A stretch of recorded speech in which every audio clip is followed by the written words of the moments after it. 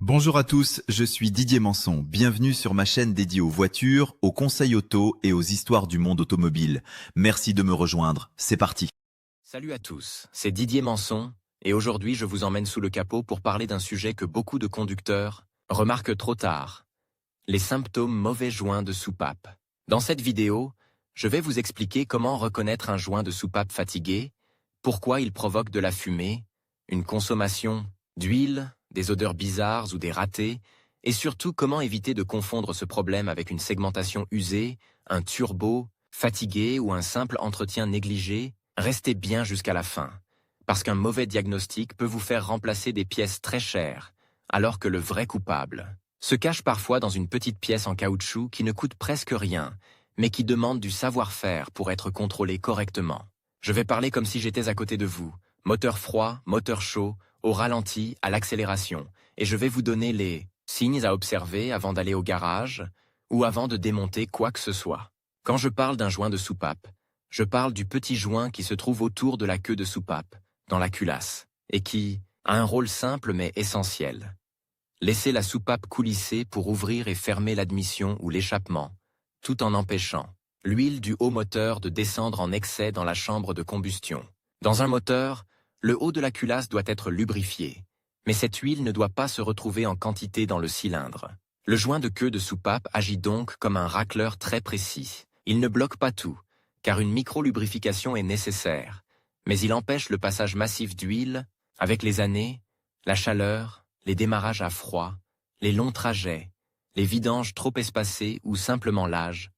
Ce joint durcit, se craquelle, perd son élasticité et l'huile commence à passer là où elle ne devrait pas passer. Le premier symptôme que je surveille, et probablement le plus connu, c'est la fumée bleue ou bleu-gris à l'échappement. Pas une fumée blanche de condensation par temps froid qui disparaît après quelques minutes, pas une fumée noire de mélange trop riche, mais une fumée bleutée avec une odeur d'huile brûlée assez caractéristique. Là où il faut être attentif, c'est au moment où cette fumée apparaît. Un joint de soupape fatigué donne souvent une fumée bleue au démarrage après une nuit d'arrêt, ou après plusieurs heures moteur coupé. Pendant que le moteur est arrêté, l'huile présente dans la culasse peut descendre lentement le long des queues de soupape et s'accumuler dans la chambre de combustion. Au premier démarrage, cette huile brûle d'un coup, et on voit un nuage bleu sortir du pot. Ensuite, la fumée peut diminuer, parce que l'excès d'huile a été brûlé. C'est pour ça que je conseille toujours d'observer l'échappement au premier démarrage de la journée, pas seulement après 10 km quand tout est déjà chaud. Si vous démarrez, que le moteur tousse un peu et qu'un nuage bleu sort pendant 2 ou 3 secondes avant de disparaître, je commence déjà à penser au joint de soupape, surtout si le niveau d'huile baisse sans fuite visible. Un autre moment très révélateur, c'est après une décélération prolongée. Imaginez que vous descendez une côte, pied levé, moteur en frein moteur, puis vous remettez les gaz en bas. Pendant la décélération, la dépression dans l'admission est forte sur un moteur essence, et cette dépression peut aspirer l'huile à travers les joints de soupape usés. Quand vous réaccélérez, l'huile accumulée brûle, et une bouffée bleue apparaît. Si quelqu'un vous suit et vous dit que votre voiture fume juste au moment où vous remettez l'accélérateur après une descente ou après un long ralentissement, ce détail vaut de l'or pour le diagnostic. Sur un moteur diesel, l'expression peut être un peu différente, mais la fumée bleue à certains régimes, surtout après ralenti ou après décélération, reste un signe à prendre au sérieux. Je regarde aussi la consommation d'huile. Un moteur qui consomme un peu d'huile n'est pas forcément condamné, et certains constructeurs tolèrent même des consommations qui semblent énormes pour un conducteur normal. Mais si vous ajoutez régulièrement un demi-litre ou un litre entre deux vidanges, sans voir de fuite sous la voiture, sans carter gras, sans joint de cache-culbuteur qui suinte fortement, il faut se demander où part cette huile. Si elle ne sort pas à l'extérieur, elle part souvent dans la combustion. Les joints de soupape peuvent être responsables, surtout quand la consommation s'accompagne de fumée au démarrage et d'une odeur d'huile brûlée. Je conseille de noter le kilométrage à chaque appoint et de mesurer toujours sur terrain plat, moteur arrêté depuis quelques minutes, avec la même méthode. Beaucoup de gens paniquent parce qu'ils regardent la jauge à chaud, en pente, une fois après 2 minutes et une autre fois après 20 minutes, et les mesures deviennent incohérentes. Pour comprendre un moteur, il faut des observations propres. Si la consommation augmente progressivement avec l'âge, que le moteur fonctionne encore assez bien, que la compression reste correcte, et que la fumée est plus visible au démarrage qu'en pleine charge, les joints de soupape deviennent une piste sérieuse. L'odeur est un autre indice que je n'ignore jamais. L'huile brûlée n'a pas la même odeur que le carburant imbrûlé, ni que le liquide de refroidissement. Elle a une odeur lourde, âcre, parfois un peu métallique, qui pique le nez. On peut la sentir derrière la voiture, dans le garage après un démarrage, ou parfois à travers la ventilation si les gaz reviennent vers l'habitacle. Je ne conseille pas de rester à respirer les gaz, évidemment, mais une observation rapide dans un endroit ventilé peut aider. Quand les joints de soupape fuient, l'huile brûle dans les cylindres et peut aussi encrasser les bougies sur un moteur essence. Une bougie huileuse, noire, brillante, avec un dépôt gras, peut indiquer que de l'huile entre dans cette chambre. Si toutes les bougies sont touchées de manière assez régulière, le problème peut être général. Si une ou deux bougies sont beaucoup plus grasses que les autres, on peut soupçonner un passage d'huile localisé, un guide de soupape, plus usé, un joint plus abîmé ou un problème sur un cylindre précis. Je fais toujours attention à ne pas conclure trop vite, parce qu'une bougie noire peut aussi venir d'un mélange trop riche, d'une bobine faible, d'un injecteur qui fuit ou d'une conduite essentiellement urbaine. Mais si la bougie est grasse, que le filetage est huileux, que la fumée est bleue et que le niveau baisse, les pièces du puzzle commencent à s'assembler. Le ralenti peut aussi donner des indices. Un moteur avec des joints de soupape très fatigués peut avoir un ralenti instable au démarrage, parce que l'huile entrée dans un cylindre perturbe la combustion. Le moteur peut brouter quelques secondes, puis se stabiliser. Parfois, on ressent un léger raté, une odeur forte, et ensuite tout semble normal. Certains conducteurs me disent « Didier, ma voiture démarre, elle fume, elle tremble un peu, puis après 30 secondes, elle tourne rond. » Ce scénario est typique d'un excès temporaire d'huile brûlée au démarrage. À un stade plus avancé, les dépôts d'huile peuvent encrasser les soupapes, les sièges, les bougies, le catalyseur, la sonde lambda, le filtre à particules sur certains moteurs. Et là, les symptômes deviennent plus larges. Voyant moteur, perte de puissance, consommation, de carburant en hausse, odeur persistante, démarrage moins net, contrôle technique compliqué à cause des émissions. Un petit joint usé peut donc finir par entraîner une chaîne de problèmes. C'est pour ça que je ne prends jamais à la légère une fumée bleue répétée, même si la voiture roule encore. La difficulté, c'est de distinguer les joints de soupape d'autres pannes qui provoquent aussi une consommation d'huile. La segmentation, par exemple, peut laisser remonter l'huile depuis le bas moteur vers la chambre de combustion. Dans ce cas, la fumée est souvent plus présente à l'accélération forte ou sous charge, parce que la pression dans le cylindre et les mouvements du piston favorisent le passage. Un moteur avec segments usés peut avoir une compression faible, beaucoup de souffle au reniflard, une pression excessive dans le carter, de l'huile dans l'admission via le système de ventilation et une perte générale de performance. Les joints de soupape, eux, montrent souvent leur faiblesse au démarrage, au ralenti prolongé, après une décélération ou lors d'une reprise après frein moteur. Ce n'est pas une règle absolue, mais c'est une différence très utile. Le turbo est une autre source de confusion. Sur un moteur turbo-compressé, un palier de turbo fatigué peut envoyer de l'huile dans l'admission ou l'échappement et provoquer une fumée bleue, parfois avec un sifflement anormal, une perte de puissance, de l'huile dans les durites d'air ou un emballement très dangereux sur certains diesels si l'huile devient carburant. Là encore, je ne pointe pas les joints de soupape avant d'avoir regardé l'ensemble. Je vérifie s'il y a beaucoup d'huile dans les conduits de suralimentation. Je regarde le jeu de l'axe du turbo si c'est accessible. Je surveille la fumée sous boost et je compare avec les moments où la fumée apparaît. Une voiture qui fume surtout au démarrage après une nuit et après décélération me dirige vers les joints de soupape. Une voiture qui fume beaucoup quand le turbo charge me fait penser au turbo ou à une surpression côté reniflard. Je parle aussi du système de ventilation du carter, qu'on appelle souvent PCV sur les moteurs essence. Une valve PCV bloquée ou une durite de reniflard bouchée peut créer des pressions anormales et envoyer de l'huile dans l'admission. Le conducteur voit de la fumée, constate une consommation d'huile et accuse les joints de soupape, alors que le problème vient d'une ventilation moteur défaillante. C'est pour ça que je commence souvent par les contrôles simples. Niveau d'huile correct, reniflard propre, durite non bouchée, pas de surpression évidente, filtre à air propre, pas de fuite externe. Un niveau d'huile trop haut peut aussi provoquer de la fumée et de l'huile aspirée. Si quelqu'un a fait une vidange en remplissant au-dessus du maximum, il peut créer un problème qui imite une panne mécanique. Avant d'imaginer une culasse ouverte, je vérifie toujours les bases. Maintenant, parlons du test visuel le plus simple. Je laisse la voiture reposer plusieurs heures, idéalement toute la nuit. Le lendemain, je demande à quelqu'un de démarrer pendant que je me place à distance raisonnable derrière, jamais collé au pot, et j'observe la couleur du nuage. Une fumée blanche légère partant froid peut être juste de la vapeur d'eau. Une fumée noire indique plutôt trop de carburant ou un manque d'air. Une fumée bleue qui sent l'huile est beaucoup plus suspecte. Ensuite, je laisse le moteur chauffer, je le maintiens parfois au ralenti quelques minutes, puis je donne un petit coup d'accélérateur. Si une bouffée bleue sort après un ralenti prolongé, c'est un indice supplémentaire, car l'huile a eu le temps de descendre par les soupapes. Sur route, dans des conditions sûres, j'observe ce qui se passe après une longue décélération et une remise des gaz. Ce test doit être fait prudemment, idéalement avec un passager ou une personne dans une voiture derrière, parce qu'en tant que conducteur, on ne voit pas toujours ce qui sort du pot. Je fais aussi attention aux véhicules modernes avec catalyseur et filtre à particules, car ces systèmes peuvent masquer une partie de la fumée au début, jusqu'à ce qu'ils soient encrassés ou saturés.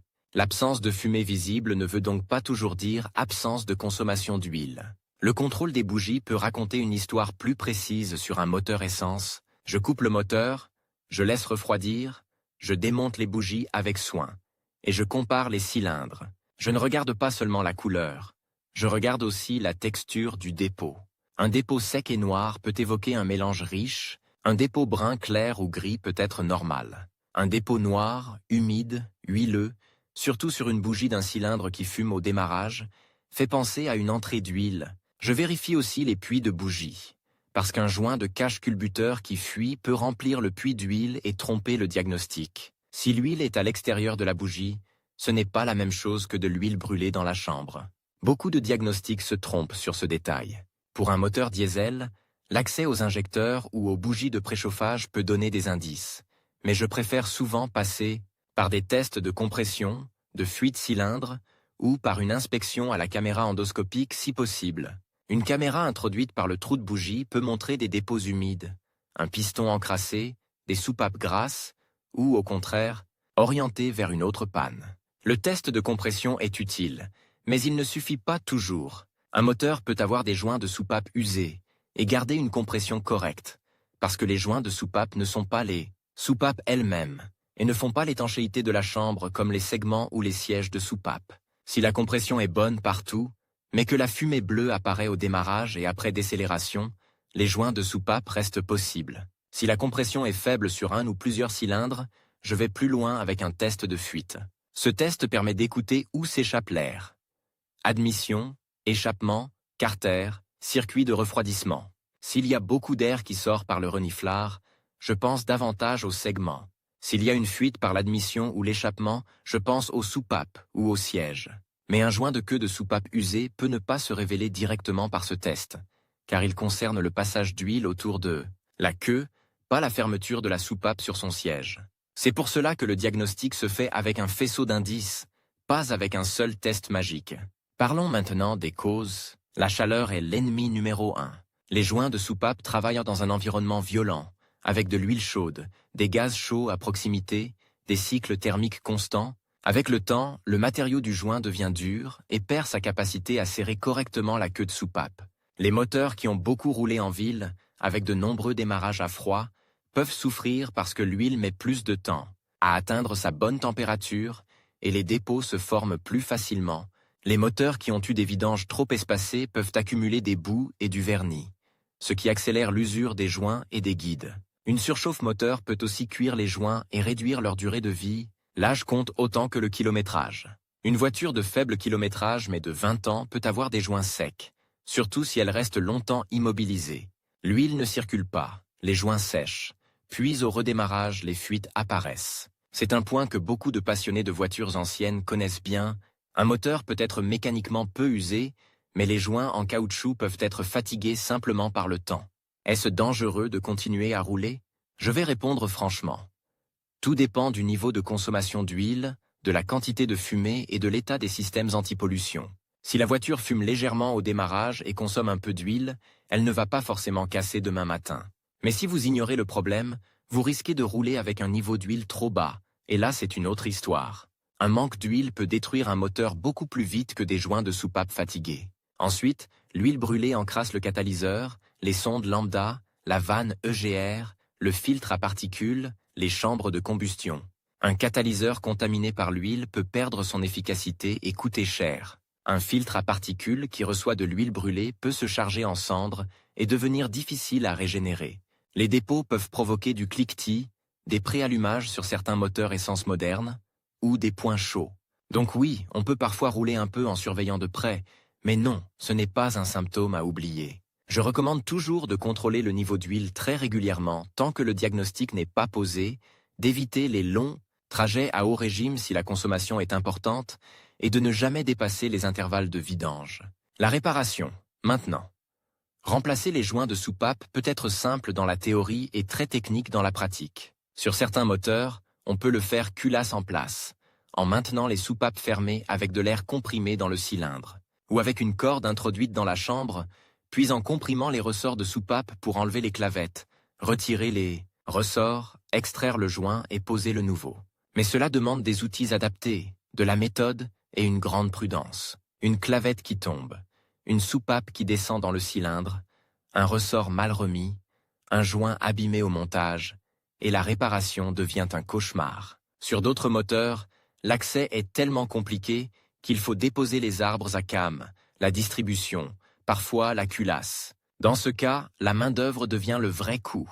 Le joint lui-même n'est pas cher, mais atteindre le joint peut prendre beaucoup de temps. C'est pour ça que le devis peut surprendre. On ne paie pas seulement la petite pièce, on paie l'accès, le calage de distribution, les joints associés, parfois les vis, le liquide de refroidissement, l'huile neuve, et surtout la compétence. Si la culasse est déposée, je conseille de contrôler les guides de soupape, les sièges, le plan de joint, et de réfléchir à tout, ce qui est accessible à ce moment-là. Remplacer seulement les joints sans regarder des guides très usés peut donner un résultat décevant, parce qu'un guide avec trop de « je laisse bouger la soupape » et fatigue rapidement le nouveau joint. Pour reconnaître un bon diagnostic de garage, j'aime entendre des questions précises. Le mécanicien doit vous demander quand la fumée apparaît, combien d'huile vous ajoutez, depuis quand, quel est le kilométrage, quel type de trajet vous faites, si le moteur a surchauffé, si le turbo a été contrôlé, si le reniflard est propre, s'il annonce directement une segmentation ou un moteur à remplacer sans avoir posé ces questions, je demande un deuxième avis. Inversement, s'il promet de changer les joints de soupape sans vérifier le reste sur un moteur qui fume en permanence sous forte charge, avec une compression faible, je reste prudent aussi. La bonne approche, c'est de croiser les symptômes. Fumée bleue au démarrage après repos, consommation d'huile sans fuite, odeur d'huile brûlée, bougie grasse, bouffée après décélération, compression encore correcte. Là, les joints de soupape sont très suspects. Fumée constante sous charge, souffle fort au reniflard, compression basse, perte de puissance importante.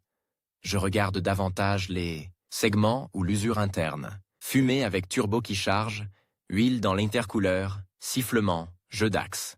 Je contrôle le turbo.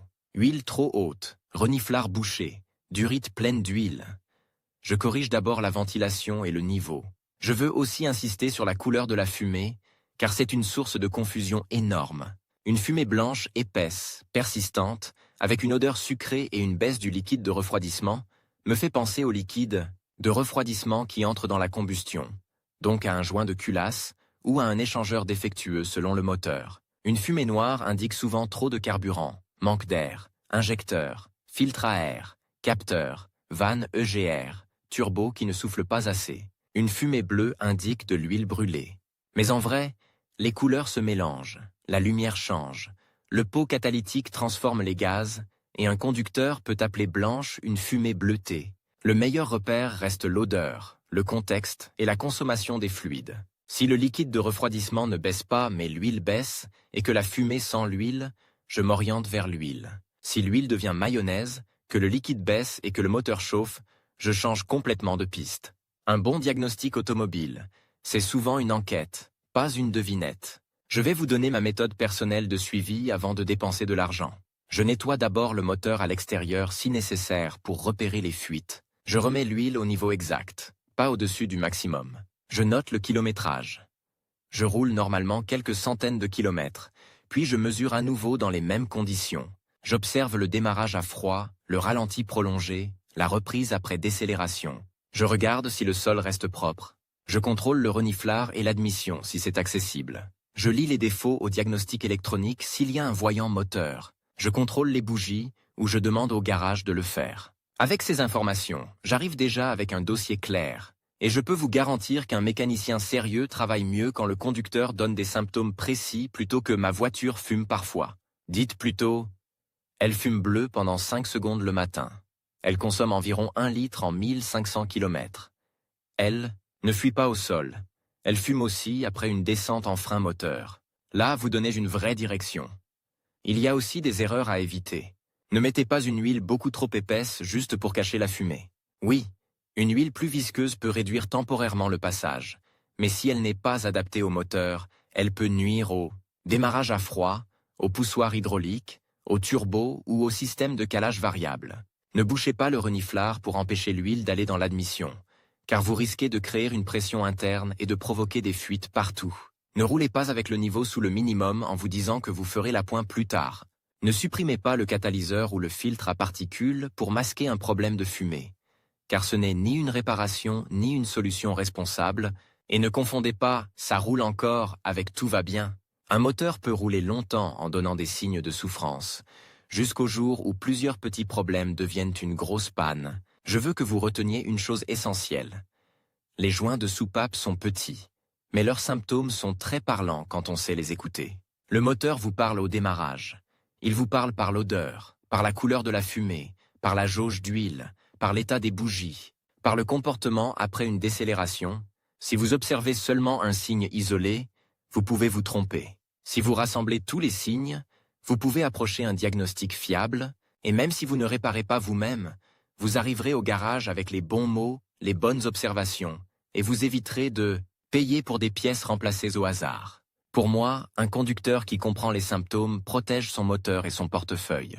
Si votre voiture fume bleu le matin, si elle consomme de l'huile sans fuite visible, si elle sent l'huile brûlée, si elle laisse une bouffée après le frein moteur, ne paniquez pas, mais ne fermez pas les yeux. Commencez par vérifier le niveau, notez la consommation, observez les moments précis, contrôlez les éléments simples, puis faites, confirmez par un professionnel si les signes se recoupent. Un mauvais joint de soupape n'est pas toujours une catastrophe immédiate, mais c'est un avertissement. Plus vous le prenez tôt, plus vous avez de chances d'éviter l'encrassement, les dépenses inutiles et les mauvaises surprises. Voilà, c'était Didier Manson. J'espère que ce guide complet vous aidera à reconnaître les signes avant que le problème ne devienne trop cher, et surtout à comprendre ce que votre moteur essaie de vous dire à travers cette petite fumée bleue que beaucoup de conducteurs préfèrent ignorer